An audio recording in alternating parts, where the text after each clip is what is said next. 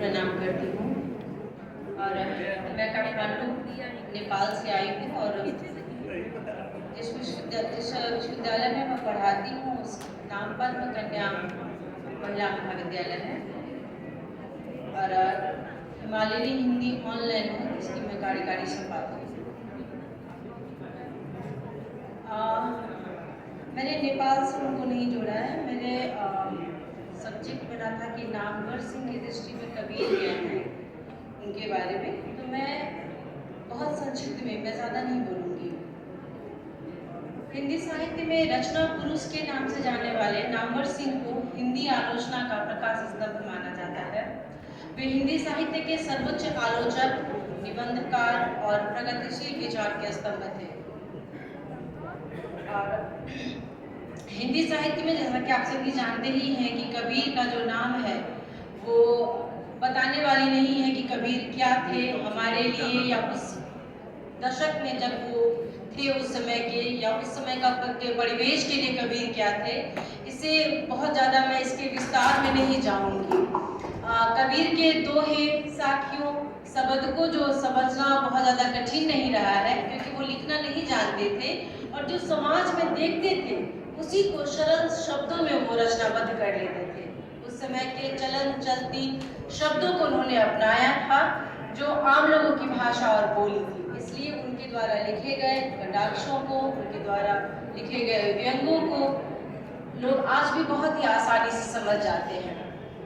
अब हिंदी आलोचना में कबीर काव्य का कई प्रतिमानों के आधार पर विश्लेषण किया गया है। कबीर के महत्व को शुक्ल जी ने बहुत अच्छी तरह से दिखाया है और द्विवेदी जी ने के समय आने तक वो और भी बहुत ज़्यादा स्पष्ट हो गई थी। मैं बहुत ज़्यादा इसमें नहीं जाऊंगी, मैं सीधे आती हूँ कि नामवर सिंह ने कबीर के बारे में क्या कहा है। नामवर सिंह जी पे जो है वो कबीर का बहुत गहरा असर पड़ा हुआ था। उन्होंने कबीर को सामंती पुरोहित जगरबंदी के विरुद्ध क्रांतिकारी कवि और लोक धर्म के प्रतीक के रूप में स्थापित किया। हजारी प्रसाद द्विवेदी की परंपरा को आगे बढ़ाते हुए नामवर जी ने कबीर के अस्वीकार के साहस को दूसरी परंपरा की खोज का केंद्र माना। कबीर के माध्यम से उन्होंने सामाजिक न्याय और हिंदी आलोचना को एक नई दिशा दी। कबीर घुमक्कर, फक्कर और अक्खर कवि के रूप में माने जाते हैं। कबीर को किसी ने अक्खर, किसी ने फकीर, किसी ने घुमक्कर कवि के रूप में देखा है, लेकिन नामवर सिंह ने कबीर को सामंती पुरोहित दमन के खिलाफ एक महान कवि माना है जो खुलकर हिंदू मुस्लिम यानी कि जात पात का विरोध करते हैं। उन्होंने एक अलग दृष्टि से कबीर को देखा। उन्होंने कबीर को क्रांतिकारी कवि माना है। कबीर को मात्र दलित विमर्श में उन्होंने सीमित नहीं कर एक बहुसंख्यक और वर्चस्व विरोधी ब्राह्मणवाद के खिलाफ सशक्त कवि के रूप में स्थापित किया। वे कबीर को अस्वीकार का साहस रखने वाला और लोकोन्मुखी कवि मानते हैं। फिर से मैं नामवर सिंह के ही आने तक जो है कबीर की क्रांतिकारिता, रहस्यवाद, सामाजिक दृष्टि आदि पर बहुत कुछ विचार हो चुका था।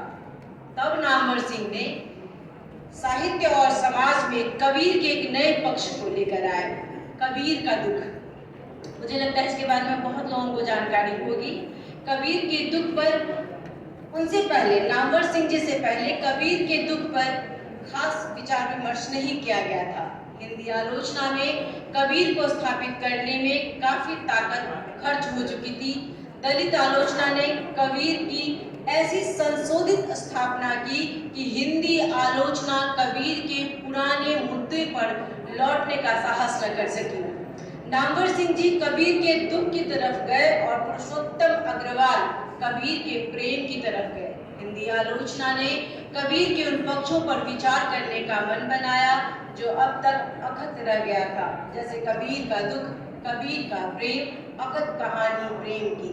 ये मैंने कमलेश वर्मा जी नामवर जी के दलित कबीर से मैंने इसको लिया था। उन्होंने कबीर को पिछली जाति का ऐसा सशक्त कवि दिखाया जो दलित चेतना को प्रेरणा देता है, जो ब्राह्मणवाद से मुक्त है और बहुसंख्यक आबादी का प्रतिनिधित्व करता है।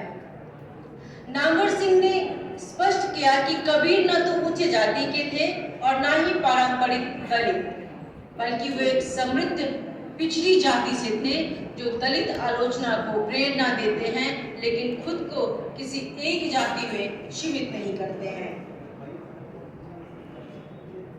नामवर सिंह ने कबीर के दुख को निजी न मानकर उसे जमाने का दुख और आत्मा की धधकती आग के रूप में रेखांकित किया है, जो समाज की कुरीतियों और भ्रष्टाचार को नष्ट करने की क्षमता रखती है। उनके अनुसार कबीर का दुख विद्रोह है, जो उन्हें अपने समय के सबसे बेचैन और क्रांतिकारी कवि के रूप में स्थापित करता है।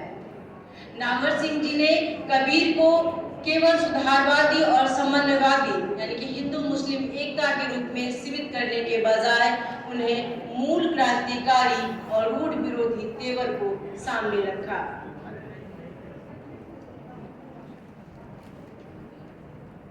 नामवर सिंह जी एक जगह लिखते हैं कबीर के बारे में कि कबीर की विद्रोही भावना उस समय उनकी सामाजिक स्थिति की स्वाभाविक उपज थी और अपने कथन के समर्थन में आचार्य हजारी प्रसाद द्विवेदी को उद्धृत करते हैं। वे दरिद्र और दलित थे। इसी तरह नामवर सिंह जी ने कबीर को एक दीवाना और ऐसे विद्रोही रूप के कवि के रूप में प्रस्तुत किया है, जो अपने समय के सबसे जागरूक और प्रमुख आलोचक हैं। संक्षेप में नामवर सिंह ने कबीर को एक ऐसे फक्कर कवि के रूप में स्थापित किया जिनका दुख वास्तव में एक मानवीय और मुक्तिकामी कविता का आधार बना। उनका मानना था कि कबीर का दुख इसलिए भी है क्योंकि वे संसार की नश्वरता को देखते हैं और लोगों को ईश्वर के प्रति प्रेम और सच्चाई अपनाने के लिए प्रेरित करते हैं। अपने दौर के सबसे ज्यादा बेचैन कवि के रूप में कबीर को नामवर सिंह ने दिखाया है। कबीर का दुख निजी नहीं जमाने का है। बकौल नामवर सिंह कबीर अक्सर उदास दिखते हैं, उन्होंने लिखा है।